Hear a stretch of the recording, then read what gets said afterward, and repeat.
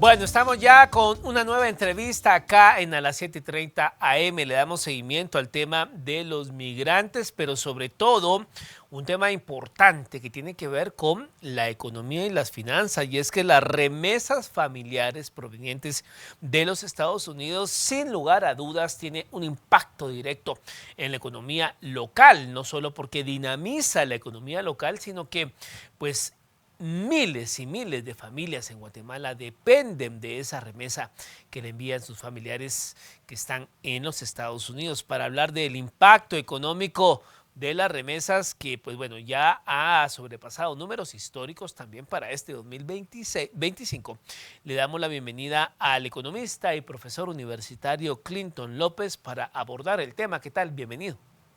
Buenos días, mucho gusto. Gracias por tenerme aquí. Bueno, primero para entender, digamos, cuál es el comportamiento en este 2025, ha incidido, digamos, todas las políticas que ha emprendido el gobierno de Donald Trump, que recién en enero se instaló en la Casa Blanca, ha incidido en el comportamiento del envío de remesas, digamos, ¿por qué han aumentado? Esa variable del cambio de gobierno ha incidido en que han aumentado las remesas, sus envíos a Guatemala. Probablemente sí. De hecho, preguntaba si podía compartir una gráfica que tengo aquí, porque en los últimos 3 meses, sobre todo, hay un crecimiento muy fuerte de las remesas, pero cuando te digo muy fuerte es porque es atípico. Eso quiere decir, digamos, que la tendencia histórica que traía, con el crecimiento que ya traía, que no era poco, está creciendo por arriba de lo esperado. Hay un control estadístico que, si me permiten, lo comparto. Y entonces, en los últimos 3 meses, sobre todo, está fuera de cualquier expectativa.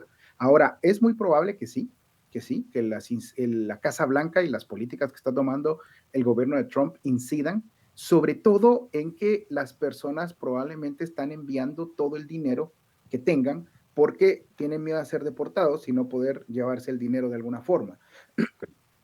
Entonces, por ahí va la cuestión. Ahora, en términos de deportaciones y en términos de migración per se, no tenemos suficientes datos como para decir que realmente hay un efecto. De hecho, digamos, hace poquito, 1 o 2 meses, hicimos un análisis, digamos, estadístico, donde lo que teníamos es que no necesariamente están retornando muchísima más gente.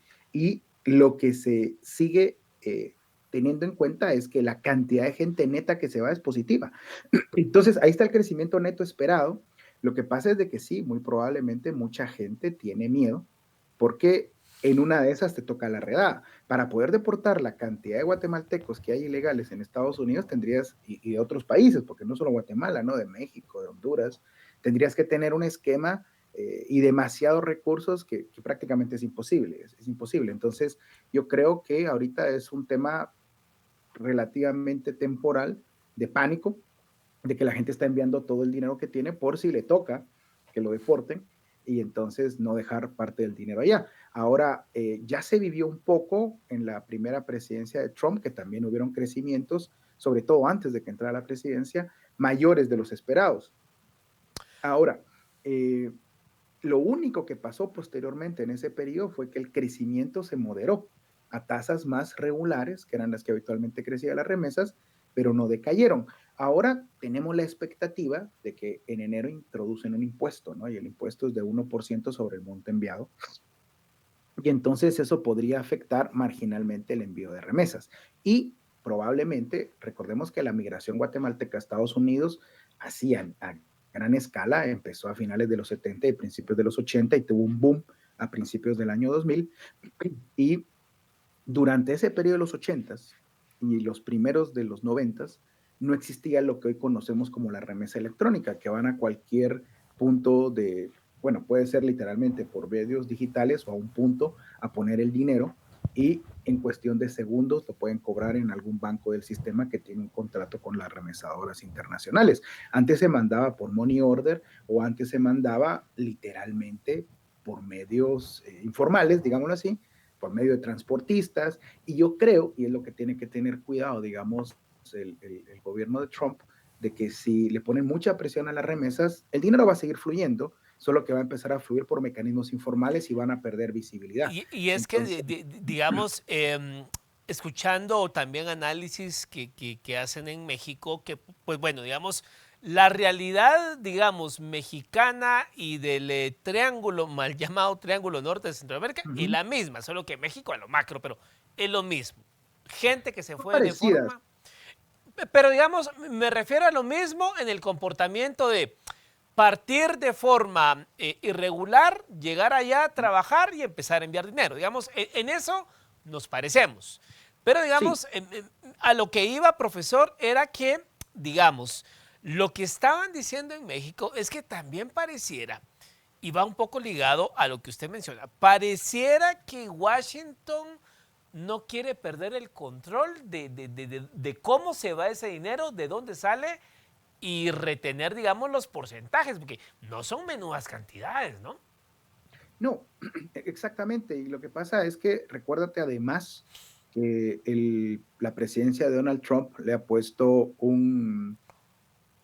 se ha puesto como target la lucha contra el narcotráfico, por lo Claro, menos así lo han declarado, y entonces lo que pasa es de que el narcotráfico, ¿qué es lo que sucede? ¿No? O sea, transportan la mercancía, pero después de alguna manera tiene que fluir de vuelta para pagar toda la cadena de distribución del narcotráfico, el dinero. Y entonces una de las potenciales formas en que puede regresar es vía transferencias. Entonces, si ellos pierden visibilidad de las transferencias de los medios formales que existen con las remesas electrónicas, con las licencias de remesas que tienen en los estados, van a perder también parte de ese seguimiento que hacen al anti-money laundering.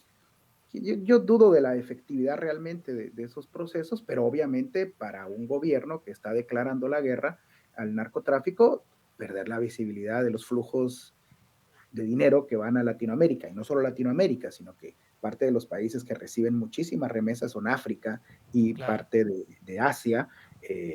No tiene sentido, porque si algo demostraron, digamos, algo tan viejo como los atentados del 11 de septiembre, es que los dineros narcotráfico o financiamiento del terrorismo viajan electrónicamente por todas partes del mundo para que no le pueda seguir el rastro. Entonces, no le van a poner tanta presión, creo yo, al tema de las remesas, porque pueden perder visibilidad y eso no les va a permitir, por lo menos, seguir con la retórica que están tomando en contra del lavado de dinero para combatir a el narcotráfico y el financiamiento del terrorismo, ¿no?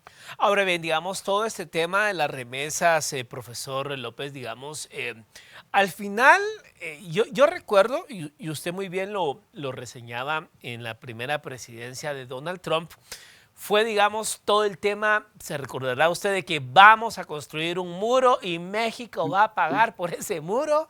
Y pues se bueno, les pone.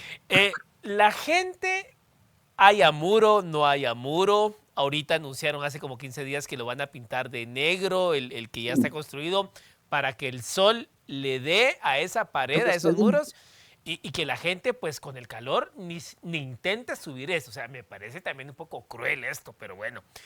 Digamos, la gente con muro, con guerra, la gente se va a seguir yendo, profesor. La De hecho, gente se sí. va a seguir yendo.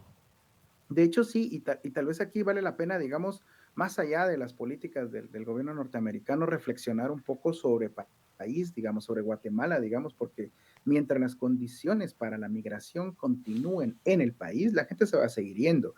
Y entonces, bueno, todo mundo sabe, te digo, de anécdotas, ¿no? Por ejemplo, digamos, hoy en día, por ejemplo, servicio doméstico es más difícil conseguir. Algunas empresas, digamos, por ejemplo, digamos, para el corte de caña, ya es más difícil conseguir porque mucha de esa población que antes trabajaba en eso ya se fue. Y entonces Pilotos, cuando por empiezan ejemplo.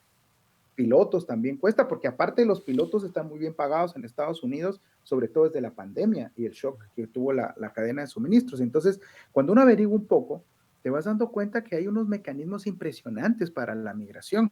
Y entonces, y cuando te digo impresionantes, quiere decir que no es que la gente llegue ahí a la frontera y empiece a ver si escala el muro, no, hay unos mecanismos institucionalizados, claro, legalmente, que la gente tiene tarifas con los coyotes para ir a diferentes formas de viajar y diferentes formas de llegar.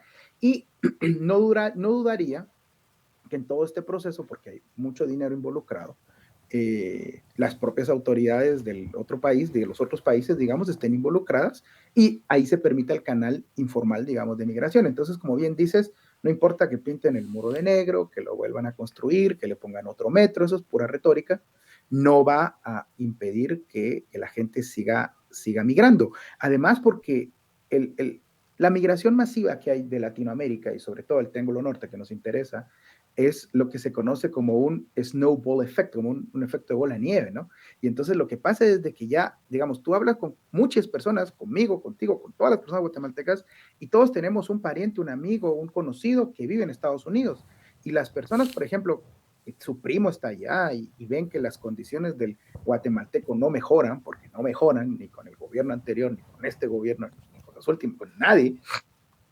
Entonces, les dicen, vente, y los mecanismos institucionalizados y legales ya están dados en las relaciones informales y la gente que se lleva a la gente se va a seguir yendo. Y eso pasa sobre todo porque, pues, tristemente en Guatemala no hay esperanza de mejora. Y yo creo que esa esperanza de mejora es porque desafortunadamente no se permite, hay mucha regulación. Yo sé que me van a criticar por lo que estoy diciendo, pero hay mucha regulación, hay muchos sectores protegidos en la economía y entonces obviamente no hay oportunidades. Por ejemplo, digamos, ahorita sería un momento espectacular, dado que Estados Unidos nos ha aplicado un arancel privilegiado, 10%, si mal no recuerdo, comparado con otros, de abrirnos unilateralmente al mundo en todas las industrias. Pero eso en Guatemala no se va a permitir y entonces vamos a seguir con limitadas oportunidades de empleo para la gente y se va a seguir yendo. Digamos, el caso, por ejemplo, usted ya lo mencionaba, ¿no? Digamos, acá en Guatemala actualmente incluso hay quienes se han planteado legislar para bajar la edad, poner los mínimos, bajar la edad para Ujú. quienes puedan optar a la licencia tipo A y poder manejar, digamos, transporte de Bien. carga pesada. Porque es que lo que usted menciona es cierto, hay una escasez ya de pilotos en Guatemala, gente que manejaba trailers, camiones, qué sé yo, porque todos han migrado, la gran mayoría de gente ha migrado, o sea, se fueron ya. Pero los más jóvenes, usted sabrá, esto a cualquier joven puede ver cómo se vive en Estados Unidos, en Miami, qué sé yo. A los jóvenes Sus tampoco primos y sus amigos ya están allá. claro, o sea, entonces a los jóvenes tampoco les interesa mucho ya quedarse en Guatemala. Dicen, bueno, aquí estoy, no hay agua, el río, qué sé yo. Y dicen, mejor me voy allá. O No hay sea, trabajo bien remunerado entonces porque no hay mejor, competencia para contratar gente. claro, entonces digamos, aquí digamos, ya se fue el grupo etario que tenía la licencia y la experiencia. Pero los más jóvenes dicen, no, yo de verdad, muchas gracias, yo mejor me voy también con mis papás. Entonces, ¿hacia dónde vamos, profesor? No, y fíjate que es un problema bien importante el que estamos viviendo, porque lo que pasa es que los jóvenes, digamos, la gente que tiene ahorita mediana edad, digamos, ya están allá. Pero los jóvenes, como bien tú dices, esos no quieren quedarse y lo que pasa es de que son los más arriesgados, ¿no? Y cada vez lo que uno ve en las encuestas de migración, en la información que presentan los centros de estudios de remesas, es que empiezan a migrar más jóvenes. Sí. Y entonces muchas veces se está viendo que están migrando a edades de 14, 15 años. Entonces, digamos que es retórico lo que dicen de que queremos bajar la edad de la licencia tipo A para tener. No, mentira, eso no va a ayudar en nada, porque ese grupo etario se está yendo. Y entonces estamos perdiendo uno de nuestros factores más importantes, que es la juventud y es nuestra fuerza laboral. Pero el problema es de que históricamente hemos tenido muy descuidado ese grupo etario porque no se han creado las posibilidades de prosperar en el país.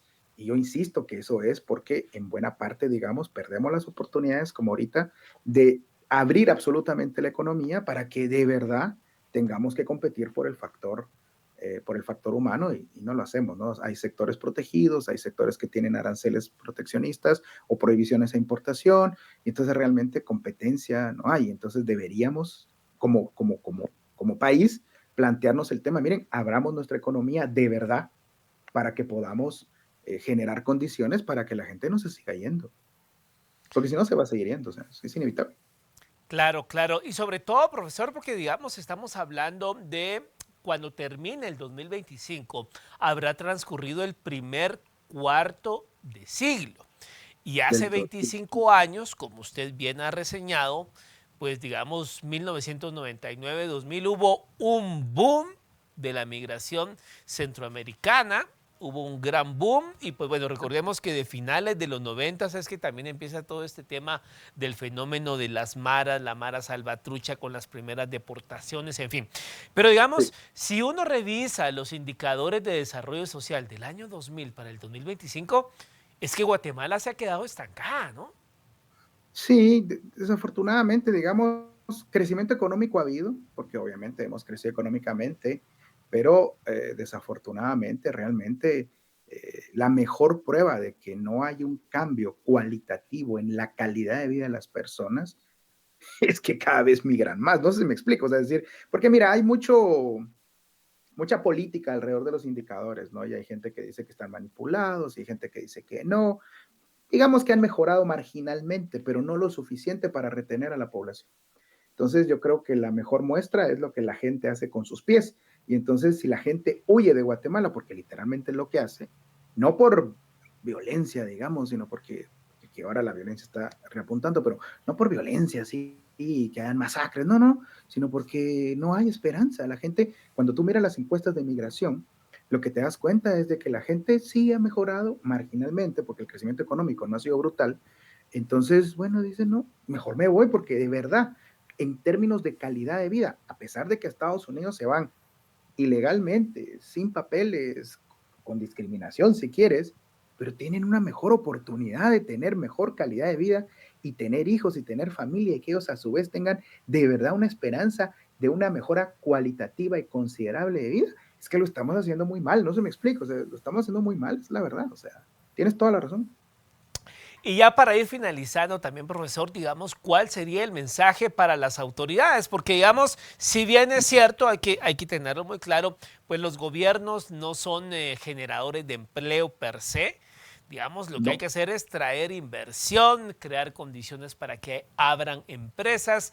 Nadie se quiere ir de su país, nadie quiere dejar a su gente, su cama, sus tradiciones, su comida, sus amigos, así nadie. es, así Nadie. es. Hay que estar muy desesperado para dejar uno su mamá, su esposa, sus hijos, qué sé yo, su mascota, su Tu perro, su vida, gato, ¿verdad? Su vida.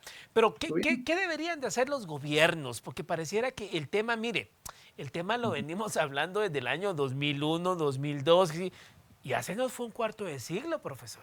¿Qué deberían de hacer los gobiernos? Mira, yo, a mí me gusta pensar, digamos, hay unos índices de libertad económica que se calculan desde hace muchísimos años, desde los 70, y en general Guatemala no sale mal calificado. Cuando haces un doble clic o cuando te pones a ver los detalles del cálculo, salimos muy mal calificados desde siempre. O sea, no es de ahorita, desde siempre, desde los 70 que se empiezan a calcular en el índice de lo que llaman Estado de Derecho. Entonces, básicamente, digamos, salimos bien calificados de que no hay una excesiva regulación, de que no hay, en fin, de que no hay una intervención estatal brutal, digamos, en la economía, a excepción de algunos sectores que están protegidos, desde históricamente siguen protegidos, pero lo que salimos muy mal calificados es en la parte de justicia. Y entonces cuando tú te preguntas, digamos, ¿por qué no viene capital extranjero realmente, masivamente, a poner las fábricas que pudo haber puesto Estados Unidos para competir con China e integrarlos, digamos, pues bueno, porque no hay una defensa de los derechos de propiedad, de los contratos, de las relaciones comerciales realmente importante y salimos muy mal calificados en lo que se conoce como independencia judicial. Entonces, obviamente, tú miras al inversionista nacional y al inversionista extranjero, muy probablemente parte de su dinero lo invierten en Guatemala, pero gran parte lo sacan del país. ¿Por qué? Porque no hay defensa sistemática fuerte de los derechos de propiedad. Entonces, obviamente, yo pensaría, digamos, que cualquier gobierno, independientemente de su ideología, debería de trabajar en fortalecer la independencia del, del sector justicia, ¿no? En todas sus ramas, ¿no? Cortes, MP, todo, todo, todo, todo. Y mira, como te digo, no es un tema nuevo en Guatemala,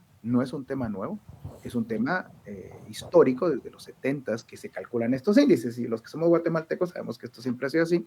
Y el otro tema, digamos, que yo pondría, digamos, es que Guatemala tiene un déficit de infraestructura brutal, brutal.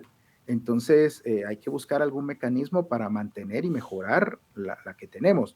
Obviamente, ni el modelo anterior de los gobiernos anteriores ni el de este gobierno funcionan, son desastrosos porque la infraestructura, digamos, yo te digo, yo tengo 46 años y yo recuerdo que yo estaba entrando al sector laboral 2001 por ahí, saliendo de la universidad, y entonces yo trabajaba en un banco y me tocaba ir a la costa sur, y lo que dejó el gobierno de Arzú, de Álvaro Arzú, era una cosa decente. Por supuesto que no tiene a las dimensiones para soportar los tránsitos de ahora, pero después de eso, todo ha sido una cuesta abajo en infraestructura. Sí, sí, y es que digamos, Sí, la verdad. yo lo mencionaba hace poco acá en un programa que tuvimos y yo les decía a los invitados, hagamos el ejercicio. Qué gran mega obra de infraestructura que funcione. Por supuesto, se ha construido en Guatemala en los últimos 25 años y todos coincidimos que fue la autopista Palín-Escuintla en la Y eso época. fue el A gobierno usted Arzú. le puede caer bien o mal, Arzú, qué sé yo, pero es que fue lo último que se hizo. Y bien hecho, y duró bien hasta que a un gobierno de iluminados se le ocurrió cancelar la concesión. Y ahora es un desastre en manos del gobierno actual, tristemente. Y es que mire, fíjese que, y ya para ir cerrando, porque ya nos tenemos que ir, pero digamos, alguien que vino, yo conocí una persona, alguien vino a Guatemala como en el 2011 y Ujú. tenía como 22 años de no venir a Guatemala. Y lo primero que dijo, miren, yo si agarro un carro aquí en esta ciudad, sé por dónde irme después de 22 años porque no ha cambiado nada. Sí, es O sea, poquito, digamos que aquí sigue hay siendo un policía que no te deja pasar, pero más de eso nada. sigue siendo la misma Aguilar Batres, la misma calle Martí, la misma, o sea, es que aquí se detuvo el tiempo, ¿no? Sí, es muy triste, ¿no? Y en la infraestructura, como te digo, solo ves que se deteriora, se deteriora, se deteriora, se deteriora, aumenta el tránsito, pero no hay. Mira, la municipalidad, tristemente, de la ciudad, digamos, en los últimos 2 periodos ha tenido un deterioro brutal. Y conste que no soy fan de Álvaro Arzú, porque no soy fan de ningún político, yo no puedo ser fan de ningún político, es una función política que tiene sus propios intereses, pero todavía con Álvaro Arzú en la alcaldía, era mejor la calidad de la infraestructura que había. En los últimos 2 periodos hemos visto un deterioro significativo, y te lo Sí. digo como ciudadano, simplemente porque transito en mi carro y está muchísimo peor y día a día va para peor. Entonces, estas cuestiones no ayudan ni a la inversión extranjera, A ni a la nada. productividad del país, ni a nada. Entonces, obviamente, lo que vamos a seguir viendo es una presión de que la gente desilusionada, desencantada del futuro que le espera en Guatemala, va a seguir migrando, tomando los riesgos, dejando su país, sus tradiciones. Hay una nostalgia terrible. Tú te vas a los Estados Unidos, yo he trabajado con migrantes durante muchos años en temas de remesas, y entonces cuando tú vas a ver los mercados nostálgicos, te das cuenta que la gente añora su Sí. país, lo que tú decías, nadie quiere irse. Hay un premio Nobel de Economía en 2019, Banerjee y Duflo, la pareja de esposos, uno de la India y la otra francesa que trabaja en MIT, publicaron un libro que se llama Good Economic for Hard Times y tienen un especial apartado sobre el tema de la migración, y ellos hablan in the mouth of the shark. Uno solo se va cuando la situación del país es desesperada. Sí, Solo así se va. De ahí lo totalmente. contrario, uno no quiere dejar su país. Nadie, nadie. Nadie. Entonces, ¿por qué se sigue yendo la gente? Porque desafortunadamente no hemos sido capaces, en mi opinión, de construir mercados libres que generen prosperidad. Claro. Muchas gracias, profesor Clayton López, Mucho por haber gusto. estado con nosotros. Un gusto. Nos vemos en una próxima ocasión. Adiós. Gracias. Bueno, antes de cerrar, solo le ponemos el contexto de una actualización noticiosa de algo que va a generar expectativa en el país. Hoy hablamos del caso de Melissa Palacios. Le ponemos en contexto en cuanto a esta información, y es que hoy se va a tener la audiencia para María Fernanda Bonilla y José Luis Marroquín, implicados en el caso de Melissa Palacios. Enfrentan audiencia ante la jueza de mayor riesgo C, Carol Berganza, para definir si irán a juicio o no. Bonilla había solicitado en 2021 un cambio de delito, pero se retractó en 2024 a petición de su defensa. La jueza ha ordenado que la audiencia se lleve a cabo a puerta cerrada sin presencia de medios de comunicación, así que pendientes de Canal Antigua respecto a esta importante información.